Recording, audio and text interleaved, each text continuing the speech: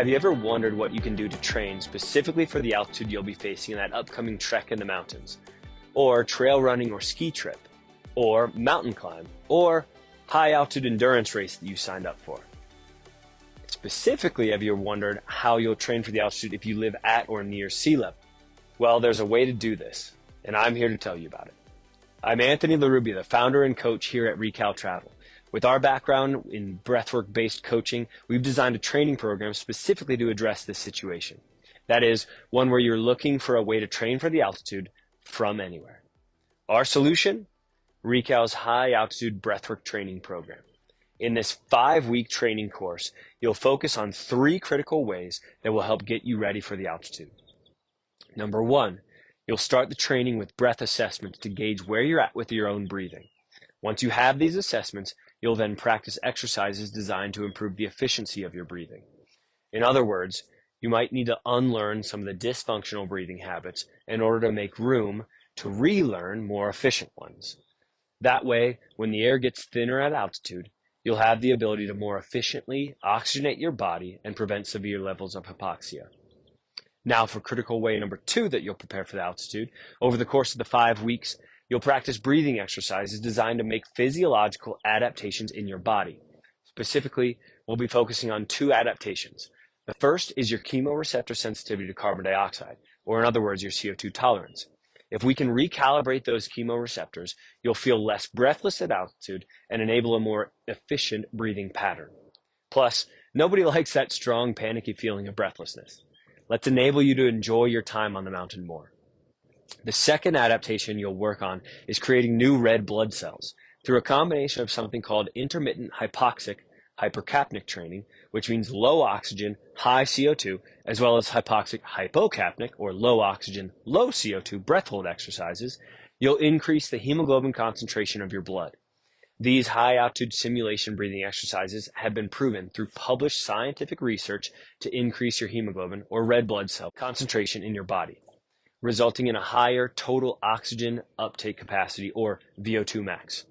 Think about it. Who wouldn't want to arrive on day 1 on the mountain with a higher red blood cell count and VO2 max? I certainly would, and in my experience with this exact training with my own mountain endeavors, I'm sure glad that I did. Lastly, the third critical way that breathwork training gets you ready to take on high altitude is by strengthening your respiratory muscles, in particular your diaphragm, that muscle at the base of your lungs, known as the breathing motor, as well as your intercostal muscles, the muscle in between each rib bone in your rib cage. To explain why this is important, you have to consider how much thinner the air is at altitude. For example, the density, or partial pressure, of oxygen in the air at sea level is about 160 millimeters of mercury. That's the unit of measurement that we use to measure pressure. In contrast to that 160 millimeters of mercury at sea level, on the top of Kilimanjaro, the highest peak in Africa at about 19,000 feet, or 5,900 meters, the partial pressure of oxygen there is less than half of that at sea level, at only 78 millimeters of mercury. That's 49% of what the partial pressure of oxygen is at sea level. Because of this major pressure difference, your respiratory muscles have to work harder to get air into your lungs.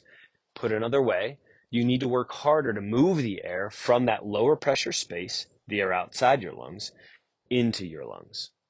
Without conditioning, your diaphragm and intercostal muscles might fatigue. And if they fatigue, you'll start to pull from other muscle groups like your chest or your shoulders to compensate. This will fatigue those muscles early, and the overall economy of your movement through the mountain will decrease.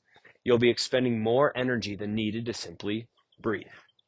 So, by strengthening your respiratory muscles, you can increase your breathing economy and enable those muscles to do exactly what they're trained to do. All right, let's recap. Over the course of this 5-week high-altitude breathwork training program, you will, number 1, improve the efficiency of your breathing to better oxygenate your body. Number 2, make some key adaptations in your body through high-altitude simulation breathing exercises. And number 3, strengthen your respiratory muscles so that you can better handle the lower density air at altitude. As a cautionary note, this high-altitude breathwork training program is designed to be one component of your pre-acclimatization fitness training program. It is not designed to replace acclimatization time on the mountain. There is no magic pill or silver bullet that's going to eliminate all the risk of altitude sickness.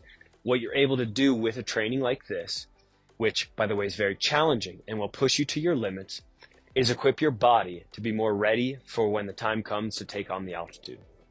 Why not give yourself the benefits of proper breathing habits and key adaptations that will enable you to oxygenate your body better on the mountain? This will not only increase your performance and enjoyment of your endeavor, but also increase the chances of your safety along the way. So, breathe easy, my friends. There's now a better way to prepare for the challenges that high altitude presents, and that's with Recal's 5-week high altitude breathwork training course. Once again, I'm Anthony, and from all of us here at Recal, we wish you the best in your upcoming adventures. See you on the mountain soon.